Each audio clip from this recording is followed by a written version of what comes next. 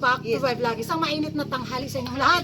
Mula dito sa Lasak City, ito na nga ang ating menopausal makeover sa ating pa-hairdo galore para sa ating today's vlog, mga karag-karag. Siya yung nagasikaso sa... mag-hi ka sa mga karag-karag.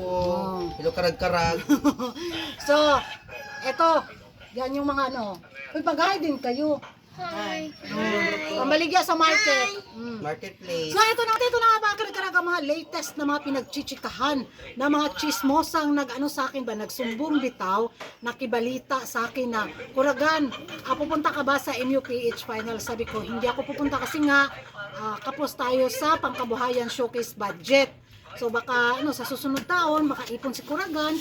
So why not coconut, pero sa final na to sa MUPH wala jud kaya dahil buslot jud ang bulsa ni Kuragan. Kaya manood na lang ako ng live sa YouTube. At eto na nga. So habang nagchichismisan kami mga karkarag, may sinabi siya sa akin na pachika na kung saan nagulat ako at nashock ako ba sa mga kandidatang may karakteristik at itsunas yung mga pa-eksena galore sa mga pa-event sa Miss Universe Philippines 2024.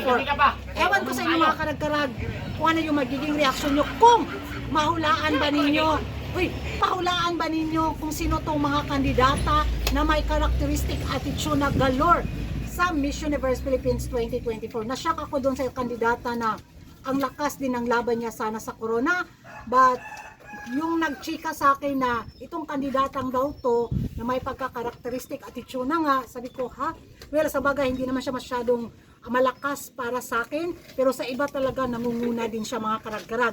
Alam kong kilala nyo to, start with letter C. Nasa sa inyo niya, hulaan nyo kung sino. At ito pa isa sa mga kandidata na may karakteristik at itsuna sa mga pa-event sa Miss Universe Philippines 2024 base sa kanyang na-encounter mga karag-karag. Hoy, paghilom sa mo. Nako, masyak din kayo. Isa ito sa mga nasa alta di syudad, di kalibre na mga sosyalista. Yung mga ano niya, yung mga ano bitaw niya, mga friendship niya, yung mga sirkulasyon niya, di ba? So, sabi ko, parang ano naman, masasabi natin, hindi ako magtaka na ganun nga yung ano sa kanya, yung tingin at yung pagka-encounter nilang dalawa na medyo suplada, yung mga pag gano'n na eksena ba. So, ang kandidatang to ay nagkilala nyo siya. Isa sa alam nyo kung sino yung may pagkaalta syudad na kandidata na maraming mga bigating koneksyon. So, ewan ko sa inyo kung mahulaan yung mga karag-karag. Shinare ko lang to sa inyo, itong chinika sa akin na tatlong kandidata may karakteristik at itsuna galore. At isa sa mga kandidata din na may karakteristik at itsuna galore, walang iba kundi ang malakas din yung laban niya nung nanalo siya sa kanilang local pageant. Nung kumalat na yung ano na siya yung pambatos sa lugar sa probinsyang to, sabi ko, wow, ang ganda. At nung sa kanilang fashion sa runway challenge mga karag-karag, isa siya sa mga kandidatang nag-perform. Hulaan nyo na lang kung sino to. Maganda siya, start with letter T. So ewan ko sa inyo mga karag-karag kung ano yung masasabi nyo sa mga kandidatang may wala na po.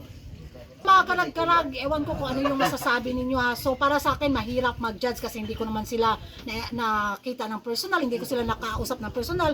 Pero doon sa nag-chika sa akin, yun nga yung na-encounter niya sa tatlong kandidatang ko. Tadhana na lang yung makapagsabi. Pero sigurado pasok naman to sa sa darating na Miss Universe Philippines 2024. At mag-ingay tayo sa comment section mga karag. Ito ay pa-chika lang na chinika sa akin na i-share ko rin sa inyo kung maulaan nyo kung sinong tatlong kandidatang to. Comment down below at kung hindi ka pa nakapag-subscribe sa YouTube channel ko, don't forget to like and subscribe ko rin. Karag, ang babae lagi na karag-karag. Bye-bye na. Bye-bye na. Bye!